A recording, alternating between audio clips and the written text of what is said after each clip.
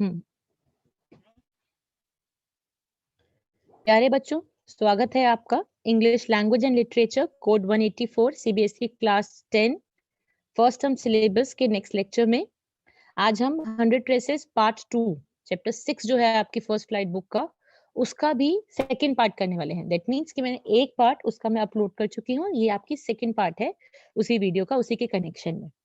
आप उसको जरूर चेक कीजिएगा और उसको ध्यान से देखिएगा, आपको चैप्टर बहुत अच्छे से समझ आ जाएगा।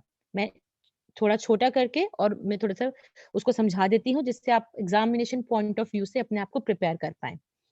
शुरू करते हैं। हमने उसमें क्या पढ़ा था? हमने उस चैप्टर में पढ़ा था कि मिस मेसन ने जेन पेट्रोंस्की, जो वांडा पेट्रोंस्की के फादर हैं, उनका लेटर क्लास में पढ़ के सुनाती हैं, ठीक है? जिसमें उन्होंने बेसिकली 2 बातें लिखी थी कि मेरे बच्चों को कोई अब पॉलक कह के नहीं चिढ़ाएगा और उनके फनी नाम की वज़ह से नहीं चिढ़ाएगा। अब मैडी जो थी वो बहुत परेशान हो गई थी, क्योंकि उसको लगता था कहीं न कहीं वो रिस्पॉन्सिबल है कि उन लोगों को इस जगह को छोड़ के दूसरे शहर पे जाना पड़ रहा है। अब पैगी को भी ऐसा लग रहा था कहीं न कहीं, लेकिन पैगी दिखा नहीं रही थी। लेकिन पैगी ने खुद ही मैडी से बोला कि चलो हम वांडा से मिल के आते हैं। जब वो उसके घर पहुँचे तो घर पे कोई नहीं था। अब मैडी तो बहुत परेशान थी। लेकिन पैगी कुछ अपने व्यू पॉइंट दे रही थी। पैगी कह रही थी कि उसे पता ही नहीं था कि वांडा को बुरा लग रहा है उसका ये पूछना। और दूसरी बात कि हो सकता है जब मैं उससे उसकी ड्रेसेस के बारे में पूछ रही थी, उसको नए आइडियाज़ मिल रहे थे। लेकिन मेडी जो थी उसको स्लीपलेस नाइट्स हो रही थी, वो बिल्कुल नहीं सो पा रही थी और उसने डिसीजन लिया कि अब मैं किसी को भी बुली करते हुए नहीं देखूँगी। अगर होगा तो मैं उसके सामने बोलूँगी कि ये नहीं करना चाहिए, चाहे मेरी पैगी से दोस्ती भी टूट जाए। अब दोनों ने एक लेटर लिखा वांडा पेट्रोंस्की को। उसमें कुछ उन्होंने बातें मेंशन करी कि भैया उसने बहुत अच्छी ड्राइंग्स बनाई थी, वो उसको नई जगह कैसी लग रही है, नया स्कूल कैसा लग रहा है। एक फ्रेंडली लेटर लिखा और उसको सेंड कर दिया। अब बहुत दिन निकल गए, उनके पास कोई रिप्लाई नहीं आया। तो उन्होंने सोचना शुरू किया, या तो उसको लेटर मिला ही नहीं है, और अगर मिला है तो वो इतनी हर्ट है उनकी बातों से कि वो नहीं रिप्लाई करना चाहती, या वो इतनी गुस्सा है कि वो रिप्लाई नहीं करना चाहती है। और वो उसके लिए उसको ब्लेम नहीं कर रहे थे, क्योंकि वांडा की तो गलती नहीं है, गलती तो इन दोनों की ही है। चलिए, अब आगे पढ़ते हैं, आगे क्या हुआ स्टोरी में। अब क्रिसमस टाइम आ गया था बेटा, ठीक है, हर जगह स्नो हुई थी। अब पूरा जो स्कूल था, जो क्लासरूम था, वो ब्यूटीफुली डेकोरेटेड था, सजाया हुआ था। अब आखिरी दिन था छुट्टियों से पहले, आपको पता है क्रिसमस से पहले छुट्टियाँ मिलती हैं, ठीक है? अब छुट्टियाँ थी, तो अब मिस मेसन दोबारा क्लास में आई और उन्होंने बोला कि आपको याद है वांडा पेट्रोंस्की? वो जो आर्टिस्ट थी जिसने इतनी अच्छी ड्रेसेस बनाई थी, उसने मुझे आज एक लेटर लिखा है, अब मुझे पता है वो कहाँ रहती है, अब मैं उसको उसका गिफ्ट और मेडल जो है वो भेज पाऊँगी, ठीक है? अब वो चाहती थी कि वो लेटर पूरी क्लास को पढ़ के सुनाए। मिस मेसन उसने लिखा था, किसने लिखा था? वांडा पेट्रोंस्की ने किसको लिखा था? मिस मेसन को लिखा था, ओके। अब उसने क्या पूछा था कि मिस मेसन क्लास के सारे बच्चे कैसे हैं? How are you? आप कैसे हो? और रूम 13 कैसा है? रूम 13 के सारे बच्चे कैसे हैं? और उसने कहा कि जो मैंने ड्रेसेस बनाई थी ना, कि आप ये गर्ल्स को डिस्ट्रीब्यूट कर दो, क्योंकि मेरे नए घर में मेरे पास नई 100 ड्रेसेस आ गई। इसका मतलब उसने और नई पेंटिंग बना ली थी। और उसने स्पेसिफिकली 2 ड्रेसेस के बारे में मेंशन किया। उसने कहा पैगी को जो ग्रीन कलर वाली ड्रेस है वो गिफ्ट कर दो, और मेडी को जो ब्लू कलर वाली ड्रेस है वो गिफ्ट कर दो। आपको याद है मैंने आपको पहली वीडियो में भी बताया था कि ये दोनों ड्रेसेस के बारे में उस वो बहुत बोला करती थी। एक ग्रीन ड्रेस थी जिसमें एक रेड सैश था, और एक ब्लू ड्रेस थी जिसमें कलर्ड ट्रिमिंग्स थी।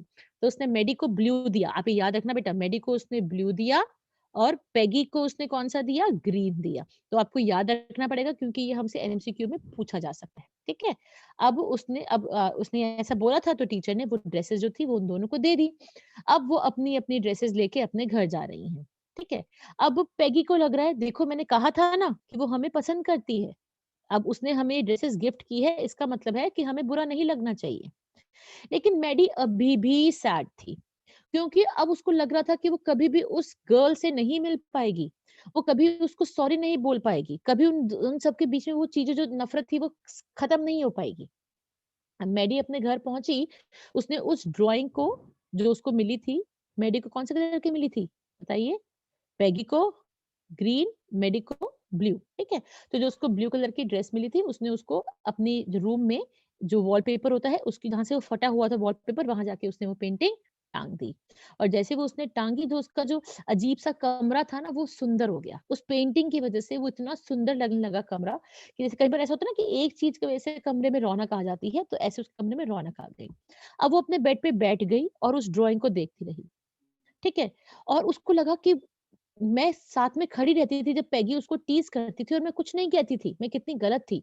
तब भी वांडा मुझसे इतनी नाइस है, तब भी वांडा ने मुझे ड्राइंग गिफ्ट किया, तो मैं कितनी गंदी हूँ और वो कितनी अच्छी है। उसको ये बात बार-बार, बार-बार, बार-बार, बार-बार याद आ रही थी, ठीक है? ये बात बहुत इम्पोर्टेंट है, और उसकी ये बात सोचते हुए उसकी आँखों में टीयर्स आ गए और वो रोने लगी, और वो पिक्चर को देखे चली जा रही है। अब उसने एकदम से कुछ ऐसा देखा कि उसने आँखों से अपने आँसू हटाए और ध्यान से उस पेंटिंग को देखने लगी। जो कलर्स थे वो इतने सुंदर थे, इतने विविड थे कि उसकी शक्ल देख ही नहीं पा रही थी कि उसने पेंटिंग में शक्ल भी बनाई है।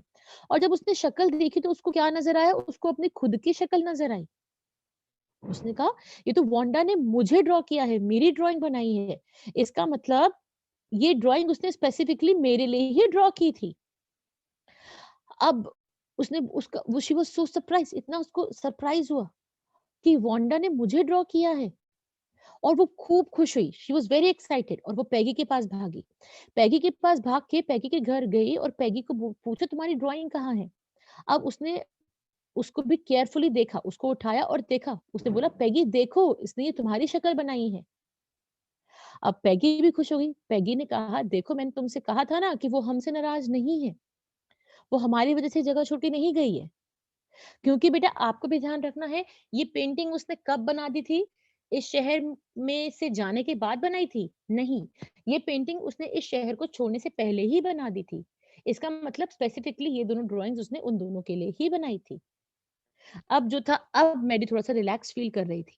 अब मैडी ने अपने आँसू पोंछे, ठीक है? और उसको याद कर रही थी, किसको? वांडा को। किस तरह से वो बात करती थी, किस तरह से वो बोलती थी, किस तरह से वो वॉक करके चली जाती थी, और क्या कहती थी, I have 100 dresses all of them lined up in my closet, कि मेरे पास 100 ड्रेसेस हैं और वो मेरी अलमीरा में पड़ी हुई है। अब मेरे को थोड़ा-सा रिलैक्स फील हुआ। बेटा आपसे क्वेश्चन पूछा जा सकता है कि क्या उसने उस लेटर के बाद उनकी ड्राइंग्स बनाई थी? ये तो हो ही नहीं सकता। एक क्वेश्चन मैंने ऐसा देखा था, एक सैंपल पेपर में, ये तो हो ही नहीं सकता, क्योंकि ये जो ड्राइंग्स हैं, ये तो पहले ही सबमिट करके चली गई थी वो। है ना? कॉन्टेस्ट के लिए। तो वो पहले ही उसने ड्राइंग्स बनाई थी, ठीक है? अब हम ये नहीं कह सकते, अगर मैं आपसे क्वेश्चन पूछूँ, क्या वांडा पेट्रॉन्स को इनका लेटर मिल गया था? हमें नहीं पता। टेक्स्ट में ऐसा कुछ हमें दिया ही नहीं हुआ, ठीक है? तो हम उसका जवाब नहीं दे सकते। लेकिन एट एंड हमें ये पता चल गया कि वो इन दोनों से नाराज़ नहीं थी, ठीक है? अब स्टोरी आपको समझ आ गई होगी मुझे लगता है। आप दो सारी वीडियो चारों वीडियोज़ देख लीजिए, 100 ड्रेसेस 1 की भी दोनों और 100 ड्रेसेस 2 की भी दोनों, आपको दोनों चैप्टर्स अच्छे से क्लियर हो जाने वाले हैं, ठीक है? अब हम एक आरटीसी करते हैं, आरटीसी बेस्ड एमसीक्यू है, ये करते हैं। बहुत सिंपल है। ये लेटर है जो उसके फादर ने लिखा था। My Wanda will not come to your school anymore, मेरी बेटी आपके स्कूल में नहीं आएगी, जेक भी नहीं आएगा, हम बिग सिटी में मूव कर रहे हैं। कोई वहाँ पे उनको पॉलक कह के नहीं चिढ़ाएगा, कोई उनके फनी नाम की वज़ह से नहीं चिढ़ाएगा, क्योंकि वहाँ पे शहर में बहुत सारे फनी नेम्स होते हैं, इसलिए कोई भी हमें नहीं चिढ़ाने वाला। अब पहला क्वेश्चन है कि जो जेन है, जेन मैंने बताया था ना वांडा के फादर हैं, जो जेन है उनकी टोन, उनका जिस तरह से उन्होंने लेटर लिखा है, तो उनकी आवाज़ से या उनकी बातों से क्या लग रहा है? क्या नहीं लग रहा है? सॉरी, नॉट है यहाँ पे, क्या नहीं लग रहा है? क्या वो डिस्ट्रेसिंग है? क्या वो अपसेट हैं? हाँ, बिल्कुल लग रहे हैं अपसेट। क्या वो स्पाइटफुल हैं? क्या उनको हेट्रेड, उनको गुस्सा आ रहा है? एंगर आ रहा है? किसी को हार्म कर रहे हैं? नहीं। हर्ट है, दुखी हैं, बिल्कुल। पेन, उनको दर्द फ़ील हो रहा है किसी बात का, दर्द का मतलब ये नहीं कि कोई चोट लगी है और दर्द, मतलब दिल को दर्द लगना, मतलब धक्का लगना, तो डेफ़िनिटली वो सब हो रहा है। तो क्या चीज़ नहीं हो रही है इन चारों में से? वो है स्पाइटफुल, तो ये आपका करेक्ट आंसर हो जाएगा। स्पाइटफुल समझ आ गया ना? एंग्री होना, किसी को बुरा-भला कहना, किसी को हार्म करना, तो वो तो नहीं कर रहे हैं ना उसके फादर इस लेटर में। चलिए, what according to the letter was the primary reason that prompted Mr. Pestronsky to take the decision to a big city? ऐसा कौन सा मेन रीजन था जिसकी वजह से जो मिस्टर पेट्रॉन्स्की थे अपने बच्चों को लेकर, अपनी फैमिली को लेकर बिग सिटी में शिफ्ट हो गए थे? पहला, his wish to achieve success, उनको सफलता चाहिए थी बिग सिटी में, बिल्कुल नहीं। His urge to join his relatives who mostly lived in big cities, उनको अपने रिलेटिव्स के पास जाना था जो बिग सिटी में रहते थे, हमें नहीं पता इस बारे में। His anxiety over there poverty in the small city, वो बहुत उनको एंग्जाइटी रहती थी, उनको बड़ा परेशानी रहती थी कि वो इतने पुअर हैं इतनी छोटी सिटी में, नहीं। His agony about his children being viewed as outsiders by their schoolmates, उनको पेन था, एगनी मतलब उनको दर्द था कि उनके बच्चों को आउटसाइडर समझा जाता है, इस शहर का नहीं समझा जाता है, इसलिए वो उस शहर से बाहर जाना चाहते थे। तो उसका आंसर कौन सा सही हो जाएगा? डी पार्ट सही हो जाएगा। ठीक है, चलिए आगे देखते हैं। इसी एक आरटीसी पे हमारे पास 2 क्वेश्चंस और हैं। The phrase Pollock reveals a discrimination on the basis of, जैसे पॉलक पॉलक कह के उसको चिढ़ाते थे, तो किस बेसिस पे वो उस पे मतलब भेदभाव, किस किस किस्म का भेदभाव है? पैसे को लेकर? नहीं। रिलीजन को लेकर? नहीं। जेंडर को लेकर? नहीं। रेस को लेकर? हाँ। ठीक है, जाति वाति को लेके ये भेदभाव है। अब है line, plenty of funny names, उसके फादर ने कहा था शहर में बहुत सारे फनी नेम्स हैं, इससे वो क्या कहना चाहते हैं? It is a melting pot of people from different parts of the world, कि जो सिटी होती है, जो बड़ा शहर होता है, वहां पे बहुत सारी वर्ल्ड के अलग अलग शहरों से लोग आते हैं, तो इसलिए किसी को पता ही नहीं चलता। Foreign people willing to give opportunities to poor जो फॉरेन लोग होते हैं वो गरीबों की हेल्प करते हैं हमेशा, इसलिए उन्होंने ऐसा कहा। Is a safe haven for immigrants if they have funny names, कि अगर किसी के फनी नेम्स हैं उनको शहरों में आ जाना चाहिए, क्योंकि वहां पे उनके लिए सेफ जगह है। Has a special status for all who are willing to be funny, तो जो फनी होते हैं उनके लिए वहाँ पे स्पेशल स्टेटस है। ये तो सब स्टुपिडिटी वाली बातें लग रही हैं। पहला पॉइंट इसका सही है बेटा, क्योंकि वो एक जो ऐसा बड़ा शहर होता है, वहाँ पे हर किस्म का बंदा आया हुआ होता है, तो किसी को पता ही नहीं चलता कुछ भी। ठीक है? चलिए, ये भी हो गया। अब हम ओपन एमसीक्यू बेस्ड क्वेश्चन करेंगे टेक्स्ट में से। ठीक है, अब पहला क्वेश्चन है, so Peggy had the same idea, Maddie glowed, what was the idea? आपको याद है जब मेरी सोच रही थी कि मैं वांडा के घर जाऊंगी, और क्लास ओवर होने के बाद पेगी ने बोला कि चलो उसके घर चलते हैं, तो अब मेडी को लगा oh Peggy has the same idea, Peggy को भी वो सेम आइडिया आ रहा है, और मेडी खुश हो गई।